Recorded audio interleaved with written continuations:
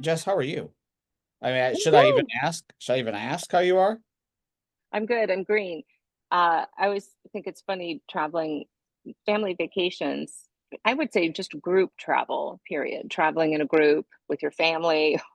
There's always a little bit of pressure. Everybody needs to be happy at the same time. Everybody needs to do the same thing at the same time until you feel, I kept encouraging my kids to just split off. Like you can run all over the resort. The whole property is yours, but keeping everybody uh, equally happy all the time is a little bit stressful.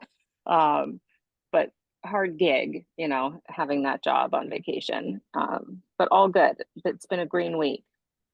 Jess, do you see in the text the Beyonce songs part? Yes. Is that the Casey Musgrave? Are Beyonce and Casey Musgraves the same thing?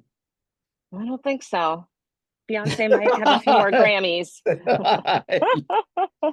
Exactly. Exactly. I'm green too. It's been a crazy, crazy week of lots of ups, lots of downs, excuse me, when it comes to things going on in the outside world and you know, uh, working in a global organization and having employees all over the world. Um, just lots and lots of mixed feelings. I'm glad to see most people are green.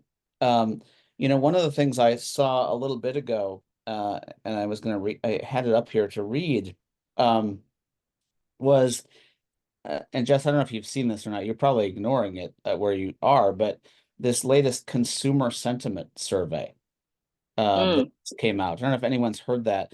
The consumer sentiment survey is an interesting survey to me because it kind of that word consumer, we're all consumers, and sentiment is kind of how we think. And to me, it kind of defines our mood in a lot of cases, I think. And the headline was the consumer sentiment survey in the United States was the lowest it's been, second lowest since 1952. wow. Isn't that crazy?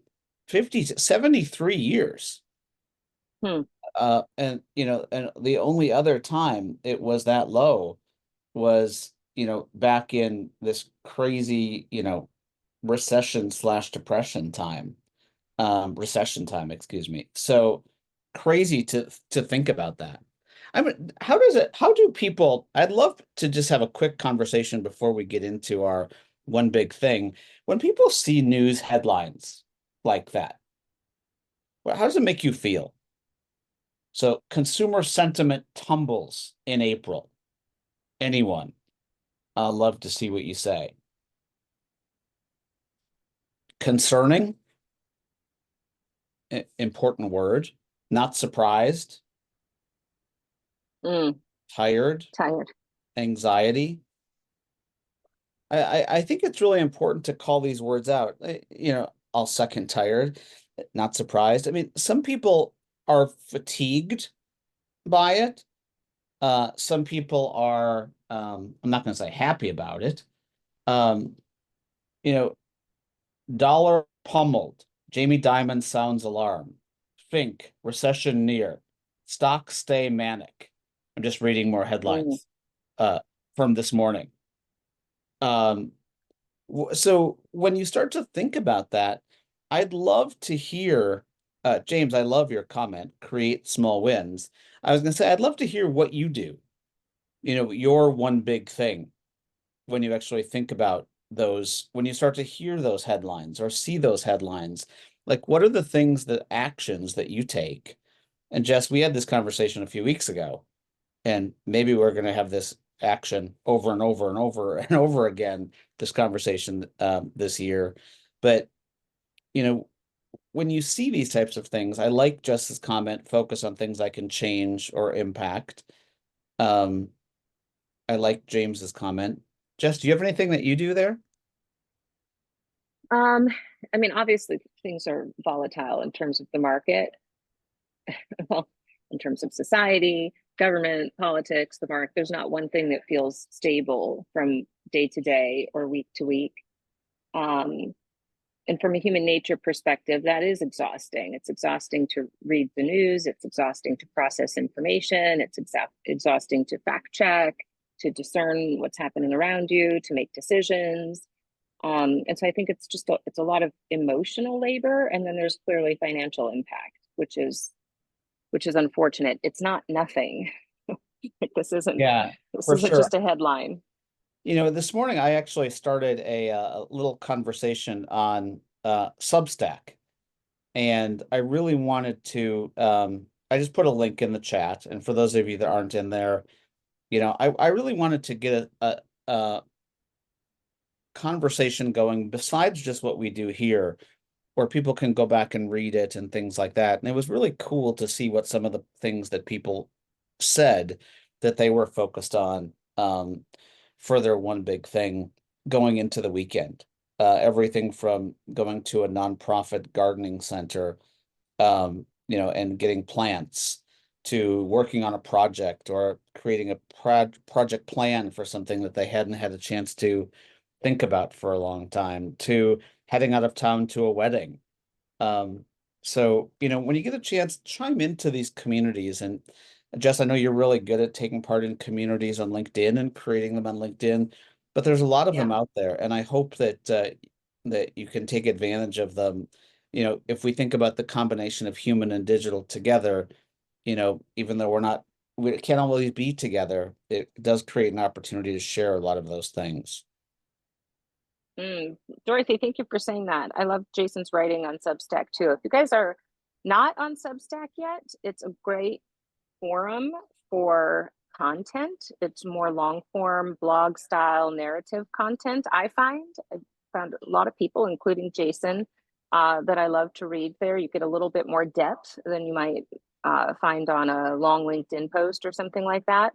Go out and follow Jason. I love what you've been sharing there recently. I also love Laurel's comment, consumers are fickle day to day. I mean, obviously, consumer behavior is a day to day behavior. So I think it's also appropriate to not read every headline and to just lean out a little bit and take a break from it. I love the long term view you commented on, Laurel. Having a long term focus can ease the strain. Don't look day to day if it stresses you out. Yeah, I think it's a balance for sure. Yeah, I mean, and thank you for the comments on the Substack. Jess knows this, and not everyone. I haven't shared this a lot with everyone, but I think I've said before on here is that I've tried my hardest to not uh, do as much public speaking this year and do more writing. And the reason why is because when you do public speaking, you kind of get up and do a speech and then you're done. Mm-hmm. And it doesn't feel like it's as rewarding as the personal comments I get out of writing. And since I've been doing writing, and as I've been doing a lot more thinking about what it is that I'm writing, um, and not really worried about who's in the audience, but just hoping it hits one person, Mm. it really helps me to open my brain as well, which I didn't feel the same about doing speaking. So I laugh when people say you're doing less speaking this year. I'm like, yeah, you're right. Thanks for noticing. Mm-hmm. Um, Intentional, because I'm really trying to focus on how the things that are going on in the world are making people feel and what we can do to start to um, at least have things to act on all the time. Because once a year speaking, it's just not enough in today's world as fast as things move. Um, Jess, I don't even know if you have a one big thing this week that you want to talk about or not, based on what you've been, Okay. but Yes. So flying here, I'm sitting with one of my kids. Ken and I which are I loved your together. photo that you sent me, by the way. Which one did I send you? Of Oh, you guys yes. all on the plane. Yes. Okay. So shortly after okay, so that's hilarious that I sent you the picture of my kids, two of my kids sitting together, and then Kenna was with me. Me taking that picture, the fact that I stood up and I ran back a few rows and took that picture of two of my kids, somebody saw me taking that picture and recognized me and said, I think that might be Jess from the Friday meetups. And halfway through the flight, I feel a tap on my shoulder, and I look up, like, who is coming to find me on an airplane? I look up, and Zach Husted from this community, loyal fan and listener, came to find me and say hello because he literally saw me taking a picture of my kids and recognized me from these meetups. That He was is on his way. crazy. That's That's so my one big exciting. thing. I know I should have taken a picture with Zach. He Yeah. was on his way to Honolulu for a conference, tough gig Zach has this Yeah, I week. was gonna say, was he speaking or what was he doing? On his way to some kind of care conference for his day job. Of course, his passion project he's shared with us before is Pillars of Valor. He is getting amazing distribution for his coffee. I think they're in a bunch of grocery chains now, and they raise money for vets. It's a nonprofit dedicated to supporting vets. So, but this was for his day job. What are the odds of that? So that's my one big thing. Met a community member on the flight here. And then I get off the plane, and two of my kids had already deplaned ahead of me. And Zach was standing with them, keeping them company. He said, I know your mom. I'm going to wait with you guys here. He was waiting with my kids. That's awesome. And You of know, course, they rolled their eyes because they think like, oh, somebody else mom knows. thanks for sharing that. When I saw Jess and Jason for the first time, I felt like I was meeting big celebrities. Oh, that's so funny. That's she must have been looking at a We different feel Jess that and way meeting you, a Megan. different Jess and Jason. Right. Megan, my big thing is it's actually an interesting one this week, and it's around decision making. Wow, you took Oh my God. you took a big inhale when I said that. Yes. Um, you know, I love making decisions and I hate making decisions. And one of the things that I think is so fascinating about decisions is they change your life and they change the direction of other people's lives so drastically. And there have been a bunch of moments this week where I've had to make decisions. And I don't know if you've ever been, if you guys have ever felt like this when you're trying to make a decision, you're like, which way do I go? Do I go this way? Do I go this way? Do I go this way? Do I go this way? And you know what? Sometimes you don't go anyway. Sometimes you kick the can on the decision. And one of the things for me that's been so important this week is making some big decisions. Um, Both personal, probably mostly personal decisions, but also professional decisions. And they're never easy. Mm, They're never easy and they're never at the moment they never feel rewarding, but then after you make them, I don't know how you feel, Jess, but I always feel like, why didn't I do that sooner? Or why didn't I mm, think about that sooner? Or what took me so long? yeah. And you almost never regret the decision. You regret not making it sooner, but you almost never regret the decision. Um, Yeah. for me, it's just been something I've been pondering this week. And because it's one of those things that I struggle with, it's been a huge, huge, huge thing for me this week. I just moved to Texas. It's been a huge thing for me this week and just making some decisions and moving on. And I feel great about it. Mm. I think that's true. A few examples are coming to my mind. And I think that's true. Sometimes making a decision signs you up for something that's hard. It's not necessarily a refreshing, easy thing you're about to embark on because you made a certain decision, but it's still, it's the right one when you feel peaceful with the decision and the work that might come with it or the change that it might bring, even if it's just sometimes making a decision is about to disrupt things. I know I've made a few of those in my life where I go, okay, here we go. And it wasn't necessarily a delay in making the decision because I was about to make things harder. It was sort of, um, am I ready to execute this? But yeah, either way, if it's the right decision, it's time to go. Yes, for sure. And the other thing I wanted to say really quickly is I'm putting it in the chat and I'm going to make sure it's in the show notes the show notes for our show is if you do want to join the Whoop community that we talked about last week, I did set it up. and we already have some people a part of it. So if you do have a Whoop band, um, would love to add you as part of the community. Send me a text and I'll happy to add you. Um, it's not a competition, but it keeps you motivated around some really cool fitness goals and things like that. I know, Jess, you need to get them. Wellness goals, even. Yes, Yeah, exactly. sleep and But the other thing that was my one big thing that I thought about this yesterday. Do you know that at 4 o'clock in the afternoon yesterday, do you know how many steps I'd taken? how many? 572. Oh, Is that possible to take 572 steps by 4 p.m.? I the year last year when I missed the Unleashed conference because I had the flu, I did less than 200 steps in a day. So it is possible, but I was Oh, on yeah, my yeah, deathbed. you basically need a bedpan.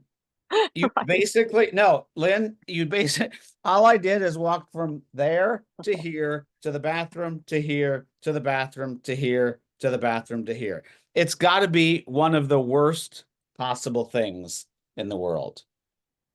So I use the health data on my phone until my Whoop band comes. The first day we got here, my new favorite workout buddy is my daughter, Ainsley. She's become completely addicted um, to exercise. And I wouldn't even say addicted in a bad way.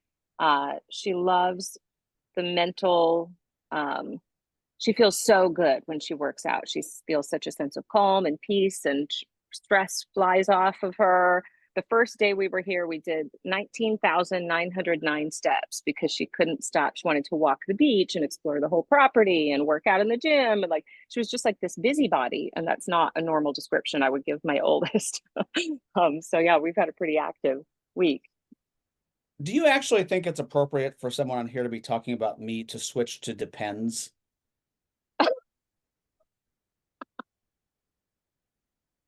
I don't know. I mean, I kind of like Laurel, so I'm gonna give this one to her. Yeah. Okay. We're just going to move right on, move right past that one and not even have any more conversation. So, really excited on that note. Um, I love Laurel too. Um, but when I read it, I had to read it like 3 times to make sure I read it right before I actually said it. Let's move on to our guest today. Someone who's not wearing Depends more than likely. Never know though. Now I've totally messed this whole segue up. Just take it away. Laurel, you really messed me up there. um, wow. How do I? So Hey, can I like, say one more thing first? Because I know I just yeah, said to give it to you, but I have yeah, to say, your aura. Do you know what aura is? yeah, very much. You Look are at there's a little very, gecko. There's a little gecko running in front of me. What now? you My are, aura. you are, like I play tennis. Yes. And when you hit a tennis ball to someone, they usually hit it back as hard as you hit it to them. And you hit it Am to I? them hard, and they hit it back as hard as you hit it. You hit it to them hard, they hit it back as hard as you hit it. Same with pickleball. Am I Today, not volleying? today I'm hitting balls to you, and they're just like, it's your aura. You are so relaxed and you are so mellow that it's almost hard to volley with you here. Okay, I'll. Well, I'm also trying to be not the obnoxious loud talker in this really zen, beautiful lobby. Look at how pretty this lobby is. So I can, pretty. Jess, we all know you're in a great place. Enjoy the chill. I'm giving you context. I'm trying But to let maybe in everybody else your enjoy their Zen coffee. way, you can introduce our guest today because I'm probably going to be a little too hyper about it, clearly. Well, What time I is can't it there? It's like 8 a.m., right? 7. 7 a.m. So, of course, you're like, yeah, I get it. Okay, so this is a full circle moment for me because I met Barbara Powell on a race. You guys know I love racing. I love destination racing. I've slowed down a little bit. I used to do a bazillion races. I built myself up to the Spartan trifecta medal. Like I was like collecting medals like crazy at one time of my life. Now I'm more at the point where if I don't have at least one destination race on my calendar per year, then I feel like I'm slowing down a little too much. So, uh, hey, Bill, I'm in Hawaii. Thank you for joining. I always love it when people pop in when they can. Um, so a year and a half ago, I was about to do my 10th. There's two races I love. I love Spartan, which is obstacle course racing, and Ragnar, which is relay racing. And I kind of picked up a little bit more energy around Ragnar. And a year and a half ago, I was about to do my 10th Ragnar race. And Barbara knows if you're training for a race, like you're trained, like you build training, it accumulates, and you don't want to go backwards. You only want to go forward. And all of a sudden my race team blew up. My race team completely fell apart. Somebody forgot they had a wedding. A captain of our team stepped back. Like my whole team fell apart. And I'm like, are you kidding? You don't train for nothing. I'm like, I'm putting this team back together. So I took over Look, you've got captainship. someone on here that's done 7 Ragnars. Yes. Nice, Jeff. Okay. I want to know your favorite one. My favorite one is probably Wasatch Mountains in Utah.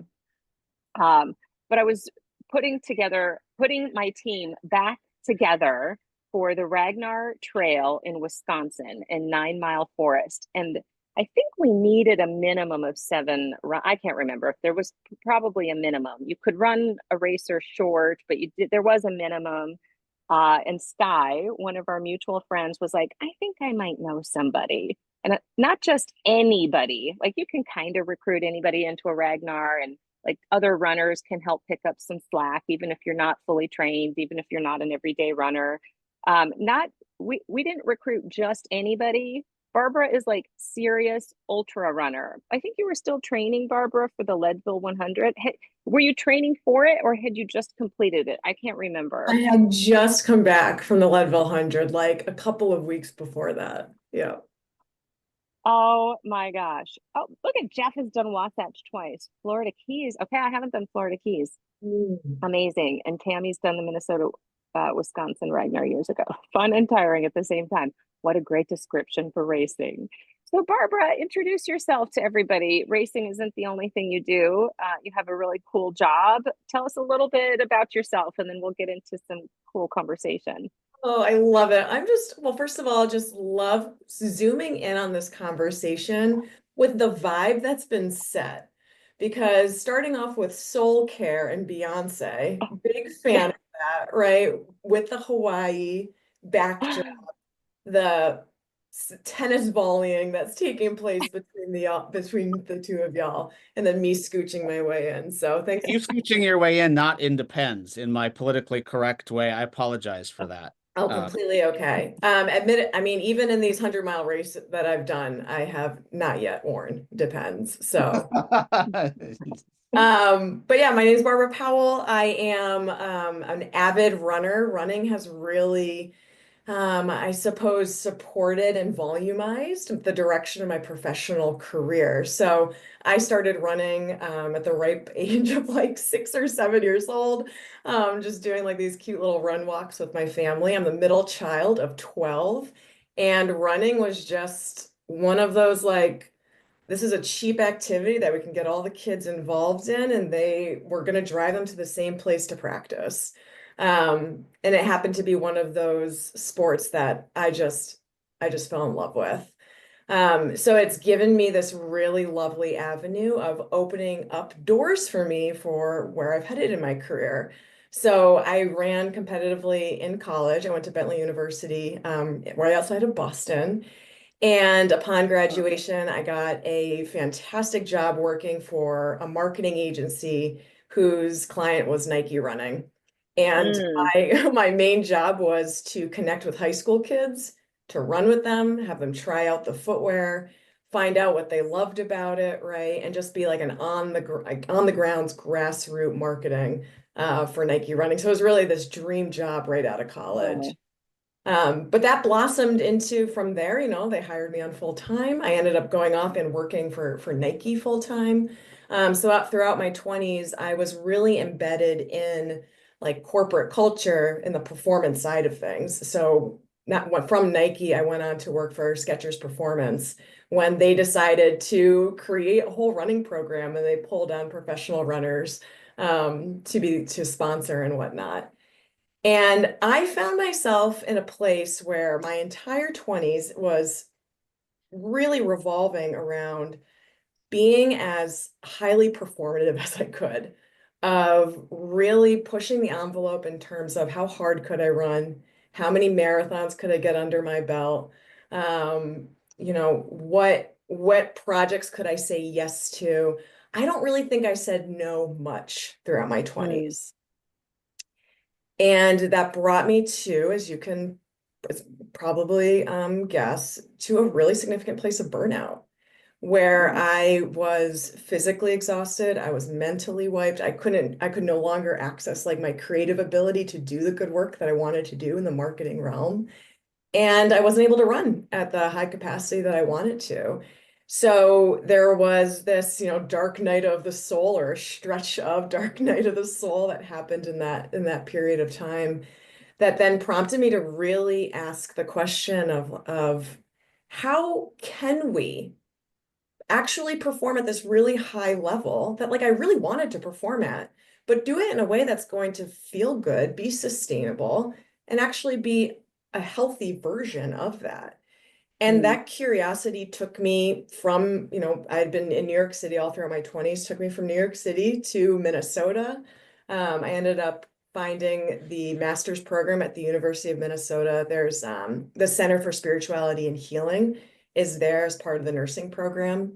And they had a master's program for integrative health and well-being coaching.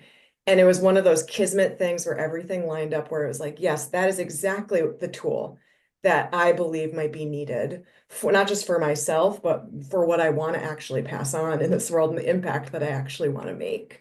Um, so then that of course led me, being here in Minnesota, this is a hub for Lifetime Performance or Lifetime Fitness, if y'all know Lifetime. They have so many clubs all across the country. Their corporate headquarters is here in Chanhassen in Minnesota. And they pulled me on to their team back in January 2020, like a Oh, really pivotal key time. timely. Yeah, they pulled Oh, me in, and I have been doing holistic performance coaching for them ever since. And it really is a dream job. So I that's love that whole story, how one thing leads to another, without necessarily knowing what's going to happen next, just following your gut and your instinct and what you need at any given time. I remember at the race we did together in 9 Mile Forest in Wisconsin, we were sitting at our campsite in between legs. And I asked what you did for, out. So we'd already had all this personal chat. I was like, what do you do for work anyway? And you told me that you coached executives on holistic health. And then you mm, mentioned Lifetime. I'm like, oh my God, I love Lifetime. Uh, and the fact that that's a job, I mean, what an investment, what a corporate investment to make in your leadership team or your workforce at large. But holistic, integrative health over, like, a lot, we talk a big game when it comes to well-being, employee experience. Jason and I see this all the time. We like to talk a big game. Executing is hard. Making it real is harder. It's an investment, but you have to follow through on things like this, actually providing the support, the resources, putting the programs in place, making sure it works for people. mm, And Barbara, one of the things I would just be interesting about is that, we talk a lot, the work that we do in our day jobs is mm, around transformation. And it's around transformation of businesses and transformation of people within those businesses. And we always break up transformation into the mindset, skill set, and tool set category. mm. So there's the mindset component, the skill set component, and the tool set component. When you use the words holistic and integrative, um, is that what you're talking about? That concept of kind of mindset, skill set, and tool set? I know we can get very granular with it and say it's health and it's mind and it's body and all the other stuff, but like do those categories resonate? Because really what you're doing is you're talking about transformation of people. It is. I mean, because when we think about holistic performance coaching, when we're looking at that word holistic, and then of course my master's degree being in integrative health, we're acknowledging whole person.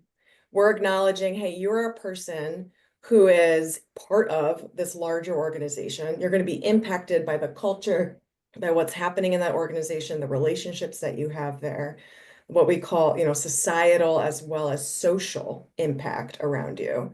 You're also going to be impacted from what you're carrying from your home life into that space. You're also going to be impacted by any sort of trauma packaging, right, that you're bringing along with you. And I think it's so curious. I appreciate different individuals' ideas of what silos make sense to them when they think about integrative. And I welcome, honestly, lots of different definitions around that. Because what it does is it's really just allowing you as a person, if you were my client, Jason, it'd be allowing you as a person then to say, okay, these silos make sense to me. Am I allowing myself to, again, going back to that word integrative, am I allowing myself to be curious about each silo and really stepping into each one in a way that really like makes sense and works with my life? And if there are things about these that aren't working, can I get curious? Can we ask some good questions as to why that might be the case? Perhaps there's a skill set there that needs a tool, right? Or perhaps there's like a relationship there that doesn't have the skill of communication, right? So it's saying, well, what can we have or what are we working with? And then what are we building on for that? So one Good of the question, questions I Lynn. love that Lynn just put in the chat, and Yeah. it goes back to, and it's kind of Lynn and I are kind of on the same page at this, because I was going to say, I think you said you were the middle of a family of 12 That's kids. right. Yep. I Number mean, you're seven. number six, number seven. Okay. So like when you talk to your peers, when you talk to your siblings about your job as an executive holistic integrative coach, like what do they say? Do they say like cool, or do they say like WTF, or do they Oh say man, like, I gotta give you a know, little bit of family history in order to give context to like what the answer to that like could be. what do they actually like, what do you actually do, and how do you explain it to Yeah. someone that maybe doesn't get it right off the bat? Yeah. I think a really simple answer to that is behavior specialist, right? Mhm. Someone who's able to sit with another human in a way that is non-judgmental, that it's contained, highly confidential. And we do that really purposefully at Lifetime to ensure that you're walking into a space and it's a safe space to really step into exploration. And in being able to step safely into exploration, we can navigate what is going on in my mind. How is that impacting? How are my thoughts and my beliefs impacting my behavior, how I'm showing up in the world? And then from that self-awareness, where might I want to shift? And then how can we effectively give you tools to make the shifts that you desire to make? Um, So as Lynn said, when my it's like siblings being a psychologist, right? say it again, I'm sorry. As Lynn said, it's like being a psychologist. Yeah, but what I tell my clients is that you're not coming into a therapy session and I'm not a psychologist. Thank goodness that's not my scope of practice. I'm not here to dig up the past with you. What I am here to do is to say, let's get some real understanding about where you're at right in this moment with me. What thoughts are moving through your mind here? What belief systems are present? What are you feeling in your body? And when we raise awareness as to that experience right here in the present moment, then we can build on it. Then we can bring you forward. So I like to usually say that coaching is about really giving an individual the tools and ability to move forward. Whereas Mm, therapy can do a lot of, granted, it gives the tools to have you move forward, but it does a lot of that digging, right? And that exploration and yeah. more trauma focused, perhaps, which coaching isn't always. At least my style of coaching is not. Barbara, you were going to talk about your siblings, and I think I interrupted you. Yeah. Well, I also grew up in a very Irish Catholic family. So there is the deep value instilled in all of us kids that in order to live a good life, you got to leave a good imprint behind, right? Leaving this Mm, world a little better than you found it. Um, I might not share the same ideological beliefs as my parents, but those values that were created from that ideology just sticks with all of us. So I'm a coach, but there's also, a couples therapist in the family. There's a couple of social workers. There's a teacher for special needs, so mm. there's a variety of really service-oriented individuals in my Yeah. family. When I describe my work, I'm describing it through the lens of like, oh, we get that because we do that in part two, but in a different way. Oh, very cool. Yeah, I mean, you saw Ellie said, she said we should assume you talk to your siblings. But that's a That's fair. different. There's some that I'm very, very close to and others not so much. I want to tie this to ultra running for a second, because what you just described is all about, to me, that kind of self-awareness. When you work on yourself and you create self-awareness about where you're at, where you want to be, you work on your tool set, to use Jason's language. I've not done the Leadville 100, and maybe you can describe it for people so they understand. Somebody earlier in the chat said, okay, I live in Colorado. I cannot even imagine running Leadville. You wrote a book about running Leadville. Any ultra runner, you can tell us in the chat if anybody relates to this, maybe our other Ragnar racer, any ultra runner knows what it takes to do endurance running. Yeah, not for the timid. I've done some pretty crazy races that all pale in comparison to some of the ultra running you've done. You go to a different place. You have to go to a different place. Your body can take you so far, but it's like your head has to take you so far. You go through so many moments where everything wants to shut down, and hopefully you're trained enough that your legs can go a little bit on autopilot, but if your head shuts down, you're done, you're toast. Maybe you can describe, and so everything you just described around how you work with your clients, I think gives you a bigger reservoir to work with. It lets you tap into some things that you wouldn't know how to access without being self-aware, without knowing how to tap into some of those tools, which again are mental tools in a lot of cases. Maybe you can connect those dots for us a little bit, how this plays out in performance sport or endurance running, and tell people a little bit about Leadville. That is intense. It's so funny because I ran the race. I've talked about it on a couple of other podcasts. I've written a book and I still get like, I don't know, blushy talking about it. So bear with. Um, but Leadville it's one of the older 100-mile races here in the United States, the oldest one being Western States. And 100 And miles, let's be clear, this is not a relay race. this This is is not a relay. one person running 100 miles, period. Point to point. Well, it's an out and back essentially. So Yeah. you're in Leadville. Leadville is the highest incorporated town in the United States. So it sits at 10,000 feet altitude, the town itself. And so when you start the race, you're running from the town of Leadville through the Rocky Mountains, up and over Hope Pass, so up and over a mountain, turning around this itty bitty tiny town called Winfield, and then going back and up over Hope Pass and returning to downtown Leadville. So the race at its highest point, the race is right around 12,000 feet. Not a lot of oxygen up there. It is difficult to breathe. Functions in the body slowly start to shut down because your body really does go into or can go into a panic mode or a safety mode of we have to hold on to as many resources as we have and try to sustain life essentially.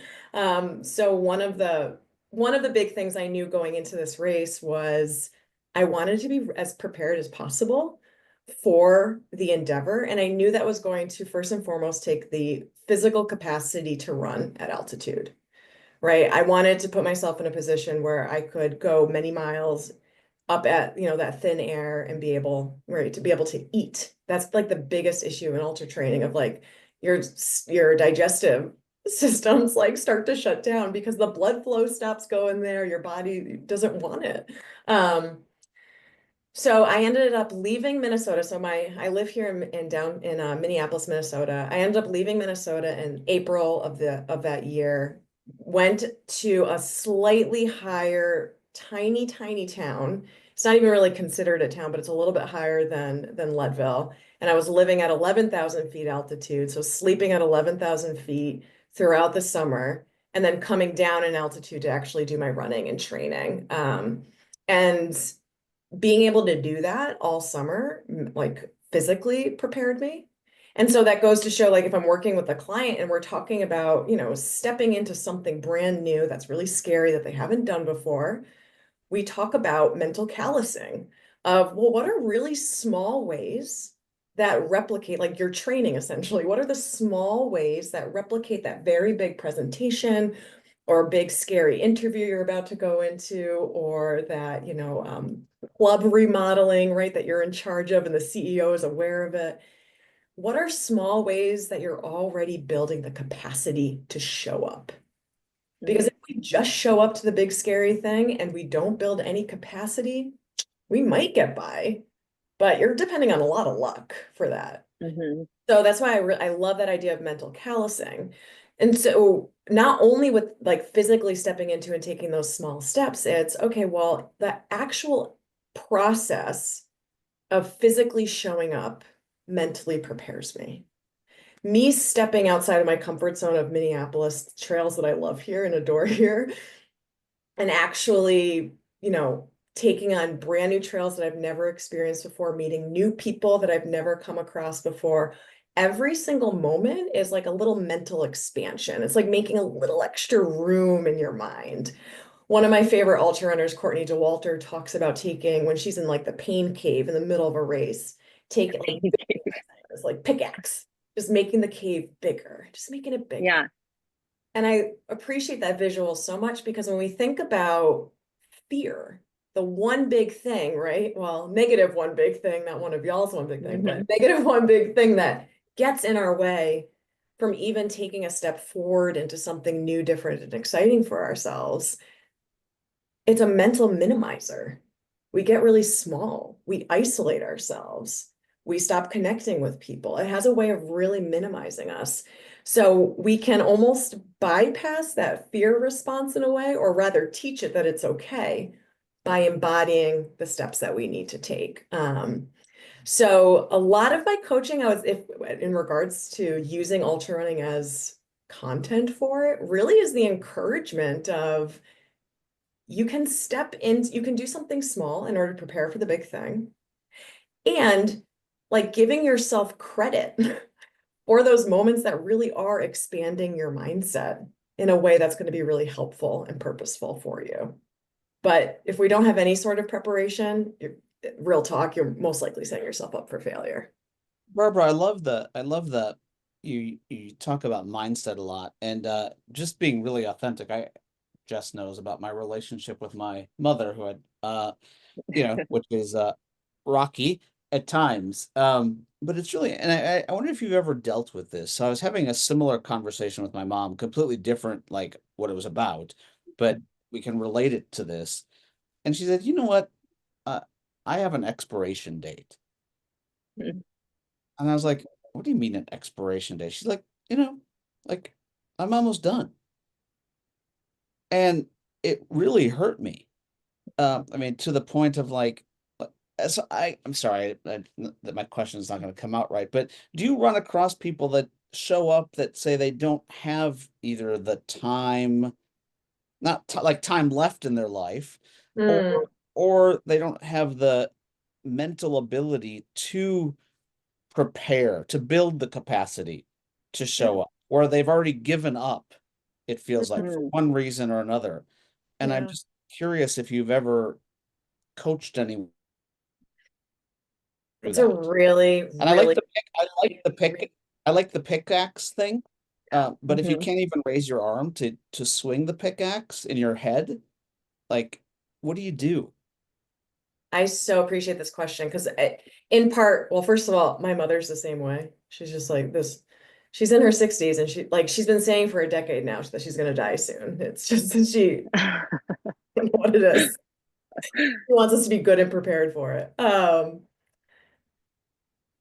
It gets me thinking about a couple of things, Jason. Like one, I think about coachability, right? Of like, is this person in that first session that I'm having with someone, and they're coming to sit with me and to talk, they know that this is a mind coach I'm about to sit with.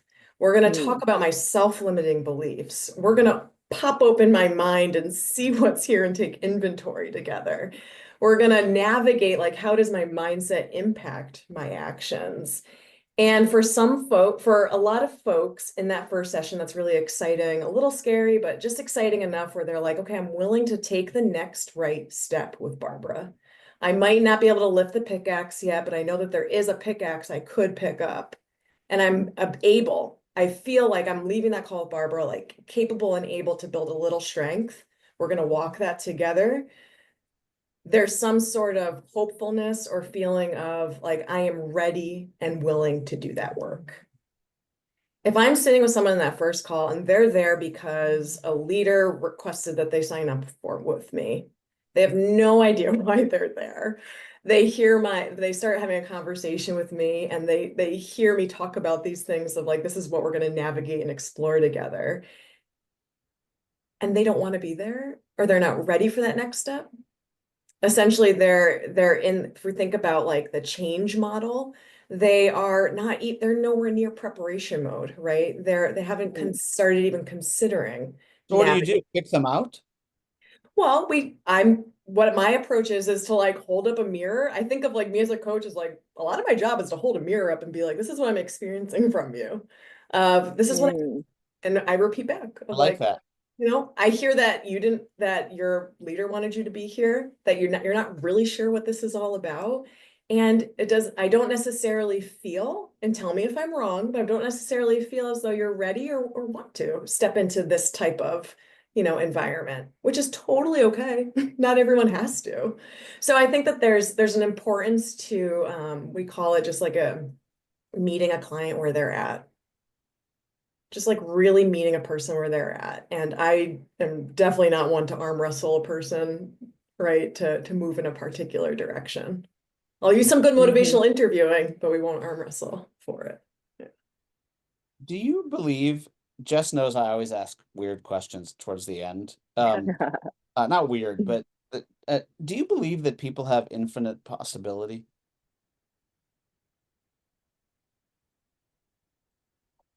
capacity, Mm, or do you believe that people have a limit? yeah, sure.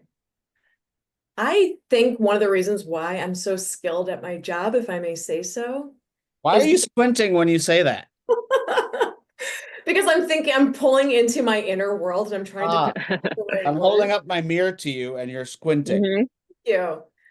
Um, I think one of the reasons why I am so skilled at the work that I do is because I'm able to like, it's like stepping into the room with someone and you're not necessarily shoulder to shoulder, but like you're slightly ahead of them and you got this door open and you're like, there's something, definitely something beyond that door.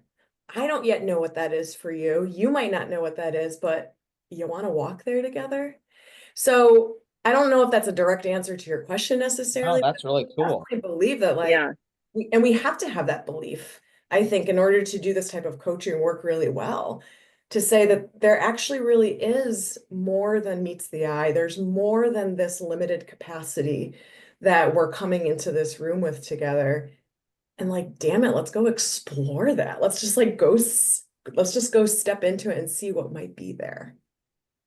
And I think a spiritual practice really helps nurture that sensation for all of us. I think that element of a piece of your spiritual well-being to say first to say that there is more than face value here, right? That I am part of something greater than myself, even though I might not have words or understanding of what that might be.